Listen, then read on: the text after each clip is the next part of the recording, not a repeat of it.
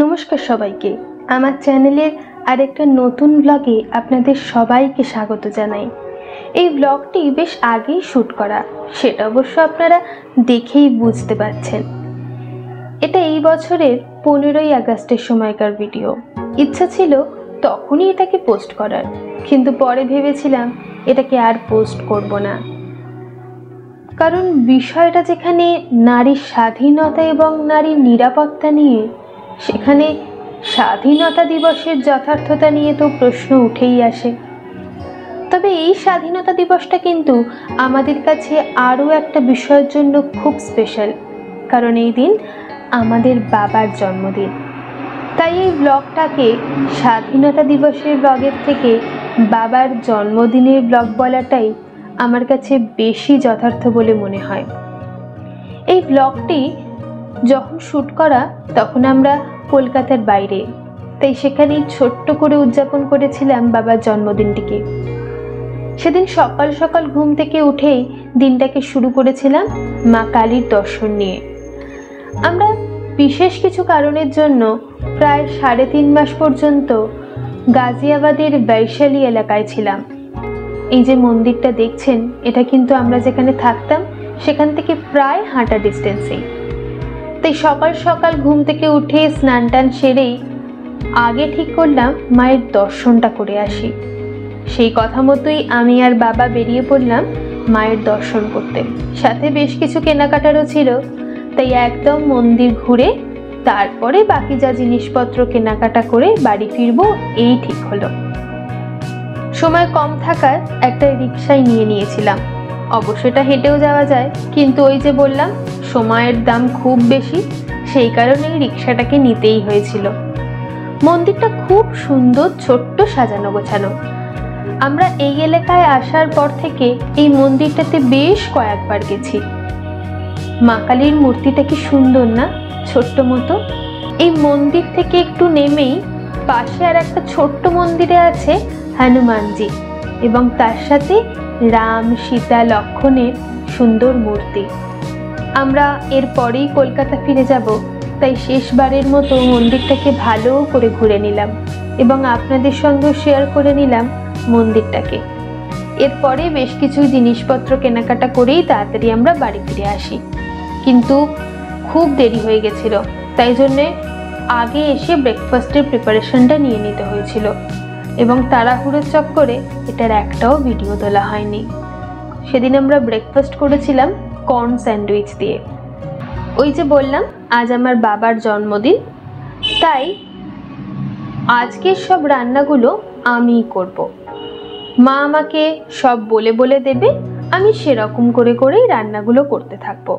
তো আমি রান্নাটা শুরু করছি এবং সাথে সাথে আপনাদের সঙ্গে একটু গল্প করে নিই। আপনাদেরকে বরঞ্চ বলি আমাদের বাড়িতে সবার জন্মদিন কেমন করে পালন করা হয়। আমাদের বাড়িতে কিন্তু সবাই জন্মদিনটা পালন করতে খুব ভালোবাসে, সে ছোট হোক কি বড়। অবশ্যটা তো ভালোবাসারই কথা। বাড়িতে জন্মদিনে ভাতের পায়েস সাথে কলার বড়া তো হবেই, সাথে শুক্তো আর মাছের মাথাটা থাকবে। বাকি আইটেমগুলো যার জন্মদিন তার পছন্দের হিসাবে, কিন্তু এই 3টে জিনিস কিন্তু মাস্ট, এবং এই দিকে নজর রাখতো আমার মাম্মা, মানে আমার ঠাকুমা। আমার মাম্মা আমাদের ছেড়ে চলে গেছে 2022 সালে। তারপর থেকে বাবা ঠিক এই দিনটাতে বাড়ি থাকতে চায় না।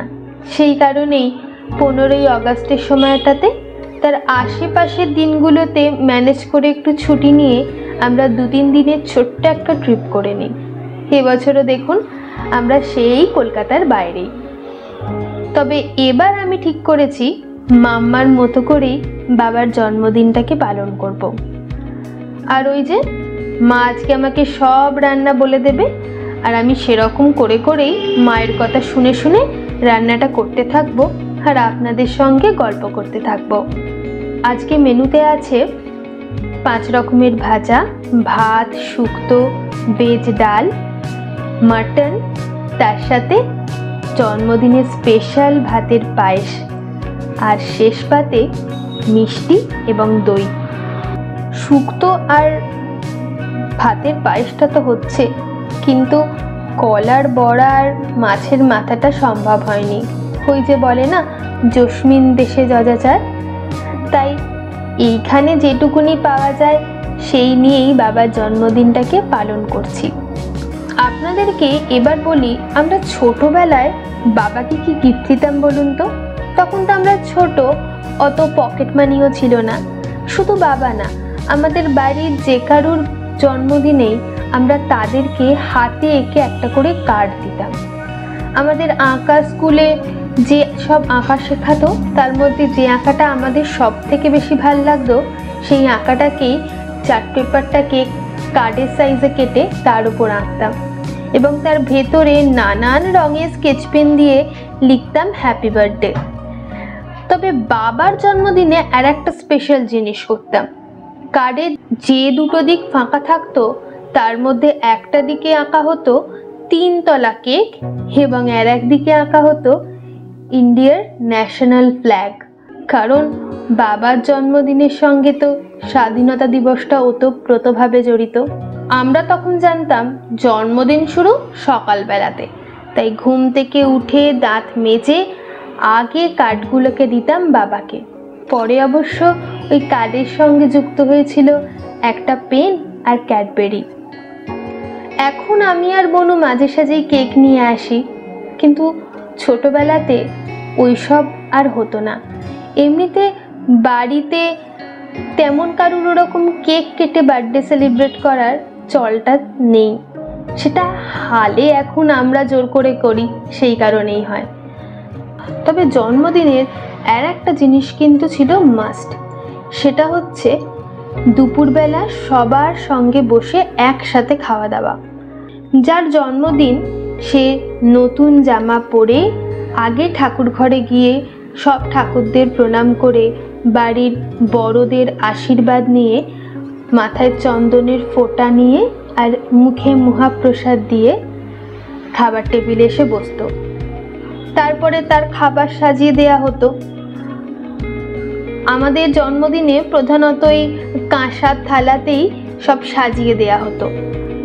তার চেয়ার টেবিলে বসার সাথে সাথেই মাম্মা প্রদীপ জ্বালাতো এবং সে যতক্ষণ খেত প্রদীপটা কিন্তু জ্বলতো। মাম্মা আগে শাঁখ বাজাবে, তারপরে যা যা পদ হয়েছে সব পদ থেকে অল্প অল্প করে নিয়ে প্রথম গরসটা খেয়ে তারপরে সে নিজের ইচ্ছে মতো যা ইচ্ছে সে খেতে পারে। তবে হ্যাঁ, যার জন্মদিন তাকে যা যা খেতে দেওয়া হয়েছে তাকেই কিন্তু শেষ করতে হবে। এইবার বলি আর একটা মজার কথা, আমাদের বাড়িতে নাকি একটা নিয়ম আছে, জন্মদিনে এক বেলা ভাত খাওয়া যাবে। আসলে আমাদের বাড়ির সবাই খুবই লুচি পাগল। তারা শুধু ছুতো খোঁজে কিভাবে লুচিটা খাওয়া যায়। সেই কারণেই সব নিয়মের মধ্যে এই নিয়মটিকেই তারা খুব কনসাসলি মানে।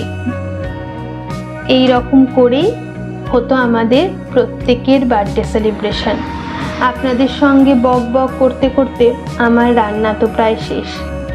আজকে আর রান্না নিয়ে কোনো কিছু বললাম না, এগুলো সবে ঘরোয়া রান্না, বাঙালি রান্না, এগুলো আপনারা সবাই জানেন। তাই আমার আর আলাদা করে বলার কিছু নেই। তবুও যদি কিছু আপনাদের প্রশ্ন থাকে আপনারা কমেন্ট সেকশনে অবশ্যই জানাতে পারেন, আমি চেষ্টা করব সেগুলোর উত্তর দেওয়ার। এবার আমি আস্তে আস্তে সব খাবারগুলোকে বাটিতে তুলে দিই আর বাবাকে সাজিয়ে খেতে দিয়ে দিই। অনেকটাই দেরি হয়ে গেছে আপনাদের সঙ্গে বক বক করতে করতে আর এত সব রান্না করতে করতে, তাই আগে বাবাকে খেতে দিয়ে দিই, তারপরে আমরাও সবাই একসাথে বসে পড়ব। এখন বাড়ির সবাই নেই, আমরা 4 জনই আছি, আমি, বনু, মা আর বাবা। তাই এই কজন মিলেই আজকের বাবার জন্মদিনটাকে সেলিব্রেট করি। তো ব্লগটাকে কিন্তু এখানেই শেষ করছি। সন্ধেটা আমরা একটু নিজেদের মতো করেই কাটালাম, তাই জন্য আর সন্ধেবেলার কোনো ভিডিও তোলা হয়নি। আপনাদের যদি এরকম ব্লগ ভাল লাগে তাহলে কিন্তু অবশ্যই আপনারা রিকোয়েস্ট করবেন ব্লগের। আমি চেষ্টা করব ছোট ছোট যদি ব্লগ দেয়া যায়। তবে এর সাথে সাথে ওই ছোটবেলার দিন যাপন সিরিজটা কিন্তু চলতেই থাকবে। আমি মাঝে সাঝেই এসে আমার ছোটোবেলাকার কিছু স্মৃতিচারণ করতে থাকবো।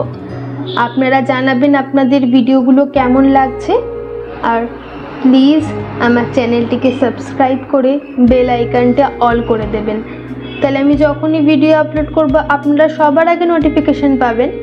তো আজকের ভিডিওটা এখানেই শেষ করছি। সবাই সাথে থাকবেন, পাশে থাকবেন। দেখা হবে আবার পরের কোনো ভিডিওতে। ততদিনের জন্য আমি আসি। সবাই সুস্থ থাকবেন, সাবধানে থাকবেন।